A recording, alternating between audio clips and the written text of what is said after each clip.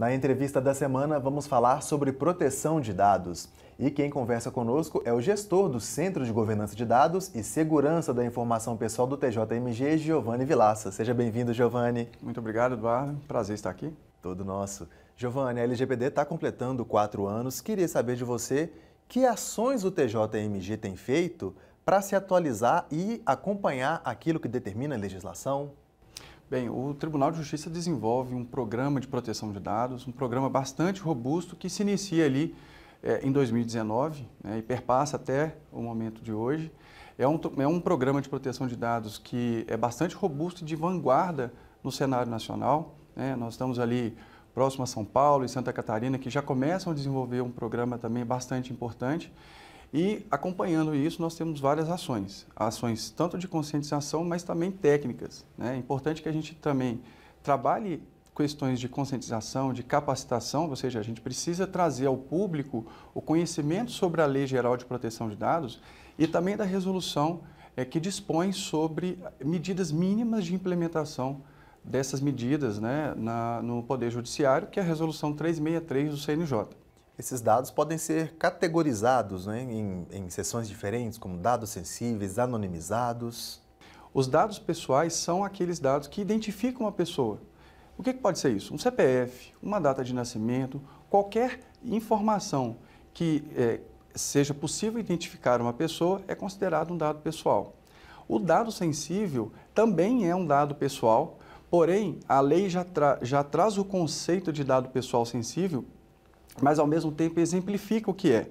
Ou seja, dados relacionados à saúde, à sua convicção filosófica, política, são dados que podem, de alguma maneira, gerar uma espécie de discriminação. E, por isso, a atenção maior do legislador em relação a esses dados. Já os dados anonimizados, a gente nem considera que são dados pessoais.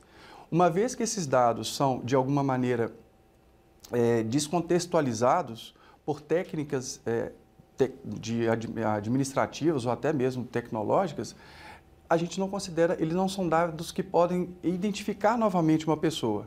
Então, medidas técnicas são aplicadas em cima desses dados pessoais ou quaisquer outros dados e eles ficam irreconhecíveis. E essa anonimização ela é de caráter irreversível. Se a LGPD pressupõe um certo controle sobre esses dados, por que quando ele estabelece uma relação ali com empresas, com instituições, ele continua se sentindo exposto? É por uma falta de controle da parte dele? É porque as empresas, instituições ainda caminham de forma incipiente sobre esse assunto?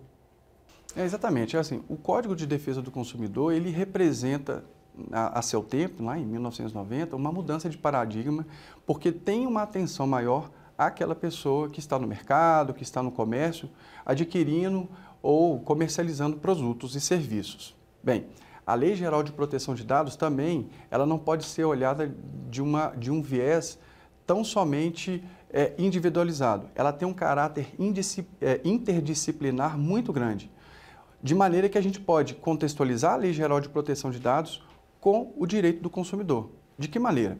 Se o consumidor é um titular de dado pessoal, ele, além de estar sob a proteção do Código de Defesa do Consumidor, ele também é, como titular de dados, protegido pela Lei Geral de Proteção de Dados. Ou seja, nós temos a proteção da relação consumerista de compra e venda pelo Código de Defesa do Consumidor, mas ele também tem a proteção da LGPD, dos seus dados pessoais e de como isso trafega e como isso também, de alguma maneira, é comercializado e circula por meio dessas empresas ou essas empresas que fazem a utilização de dado pessoal. Então, nós temos a proteção da relação consumerista que é reforçada pela Lei Geral de Proteção de Dados com foco no titular de dados pessoais. Vamos considerar, então, Giovanni, a existência da LGPD, mas também a existência da Lei de Acesso à Informação. Esses dois institutos, eles se chocam em algum momento? Uma é conflitante com a outra? Na verdade, eu não gosto nem de dizer que elas se conflitam. Na verdade, se nós considerarmos que a Lei de Acesso à Informação, ela garante a informação e tendo sigilo como exceção, a Lei Geral de Proteção de Dados ela não veio para conflitar ou para restringir. É importante que a gente tenha em mente que a Lei Geral de Proteção de Dados ela não veio tolher nenhum tipo de informação ou de acesso ou de publicidade das informações, mas ela veio da transparência e segurança nessas informações que são expostas. Então, a própria Lei de Acesso à Informação já estipula no seu próprio texto determinadas informações, determinados dados que vão ter um caráter ultra secreto, secreto, restrito e público.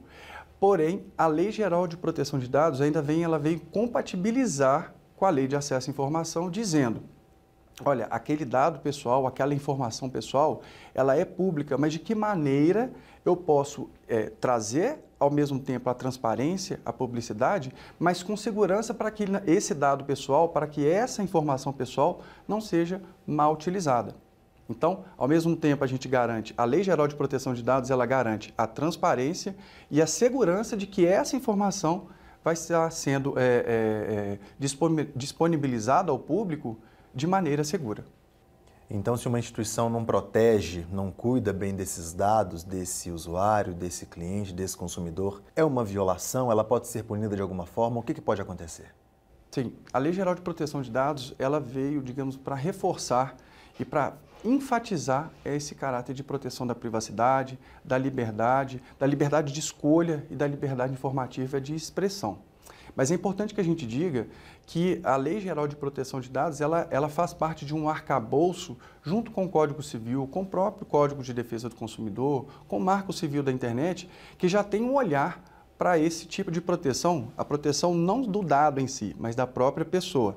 Tanto que, recentemente, o direito à proteção de dados foi considerado um direito fundamental, foi inserido dentro da Constituição. Ou seja, para além de um direito à privacidade e do direito à liberdade que já está inserido dentro da Constituição, a garantia dessa proteção, a proteção dos dados pessoais, também foi considerada um direito fundamental. Além de nós termos aí as sanções na esfera judicial, ou seja, é sempre possível procurar o judiciário em caso de uma violação da sua privacidade, da sua liberdade, mas agora nós temos ainda um reforço pela Autoridade Nacional de Proteção de Dados, instituição que nasce junto com a Lei Geral de Proteção de Dados e que vem, na área administrativa, trazer essa fiscalização mais presente, justamente devido a essas exigências e essas novas diretrizes que a Lei Geral de Proteção de Dados traz.